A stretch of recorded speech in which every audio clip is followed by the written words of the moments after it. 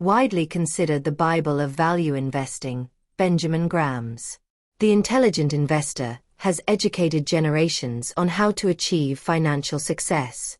First published in 1949, its principles have withstood the test of time, guiding countless individuals towards building wealth. Warren Buffett, arguably the most successful investor of all time, has often cited this very book as the foundation for his extraordinary career. In this exclusive piece for Financial Analysts Journal, Buffett himself introduces Graham's masterpiece, offering invaluable insights into the book's enduring relevance and its power to transform any investor's approach.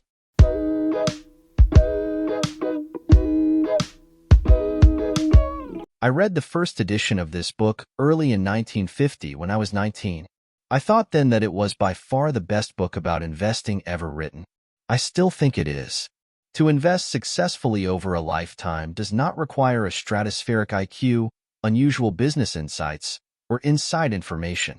What's needed is a sound intellectual framework for making decisions and the ability to keep emotions from corroding that framework. This book precisely and clearly prescribes the proper framework. You must supply the emotional discipline. If you follow the behavioral and business principles that Graham advocates, and if you pay special attention to the invaluable advice in chapters 8 and 20, you will not get a poor result from your investments. That represents more of an accomplishment than you might think. Whether you achieve outstanding results will depend on the effort and intellect you apply to your investments, as well as on the amplitudes of stock market folly that prevail during your investing career. The sillier the market's behavior, the greater the opportunity for the businesslike investor. Follow Graham, and you will profit from folly rather than participate in it. To me, Ben Graham was far more than an author or a teacher. More than any other man except my father, he influenced my life. Shortly after Ben's death in 1976, I wrote the following short remembrance about him in the Financial Analysts Journal. As you read the book, I believe you'll perceive some of the qualities I mentioned in this tribute. Several years ago, Ben Graham, then almost 80, expressed to a friend the thought that he hoped every day to do something foolish, something creative, and something generous. The inclusion of that first whimsical goal reflected his knack for packaging ideas in a form that avoided any overtones of sermonizing or self-importance. Although his ideas were powerful, their delivery was unfailingly gentle. Readers of this magazine need no elaboration of his achievements as measured by the standard of creativity. It is rare that the founder of a discipline does not find his work eclipsed in rather short order by successors.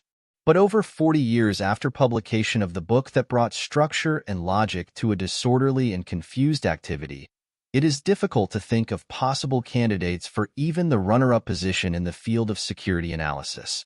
In an area where much looks foolish within weeks or months after publication, Ben's principles have remained sound, their value often enhanced and better understood in the wake of financial storms that demolished flimsier intellectual structures.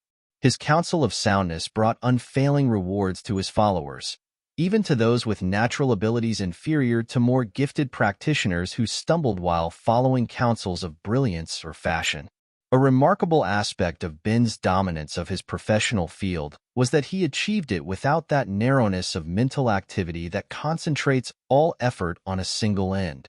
It was, rather, the incidental byproduct of an intellect whose breadth almost exceeded definition. Certainly, I have never met anyone with a mind of similar scope. Virtually total recall, unending fascination with new knowledge, and an ability to recast it in a form applicable to seemingly unrelated problems made exposure to his thinking in any field a delight. But his third imperative, generosity, was where he succeeded beyond all others. I knew Ben as my teacher, my employer, and my friend. In each relationship, just as with all his students, employees, and friends, there was an absolutely open-ended, no-scores-kept generosity of ideas, time, and spirit. If clarity of thinking was required, there was no better place to go. And if encouragement or counsel was needed, Ben was there. Walter Lippmann spoke of men who plant trees that other men will sit under. Ben Graham was such a man.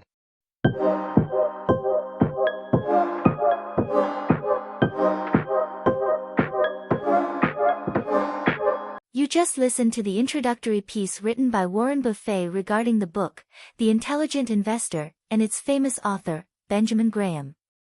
Stay tuned to The Audio Basket, as we'll very soon come with detailed book excerpts, analysis, commentary from this great book. See you soon.